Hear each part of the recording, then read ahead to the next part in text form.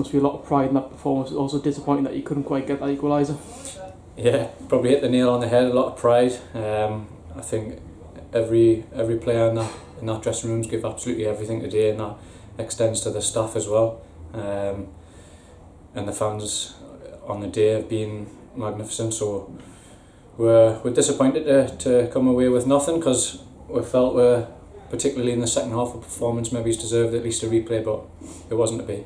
Bit of a game of two halves. Was the first half mainly about sort of sticking in there, making sure that you had something really to fire at in the second half? I think so, yeah, just keeping with discipline really, just kind of gauging where they were at, where the strengths were at.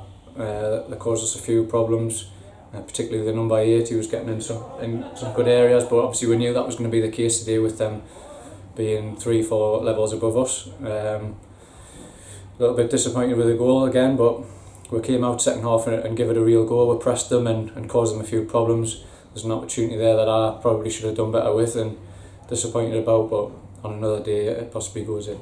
Of course, they were League One side, only 2 divisions away from the Premier League. Was that a bit of an eye-opener about sort of how far you've sort of come as a team and how close you are to those sort of levels? I think it was a huge compliment before the game, and how strong their manager has named their team. He's went almost full strength, which is a credit to South Shields. It shows that we're no pushovers, and we showed that today. I think obviously first half, yes, we're probably under the cosh a little bit, but we've given them a few problems in the second half, and as you mentioned at the start, we're disappointed, but really proud of our performance. Just on the occasion as well, how proud were you to sort of lead the lads out into that, and how did you find the occasion? Brilliant, definitely up there with one of my career highlights to lead the club out on what is a historic day for the club. So really proud of everyone, as I say, in the dressing room, and we're turning our focus now to the league.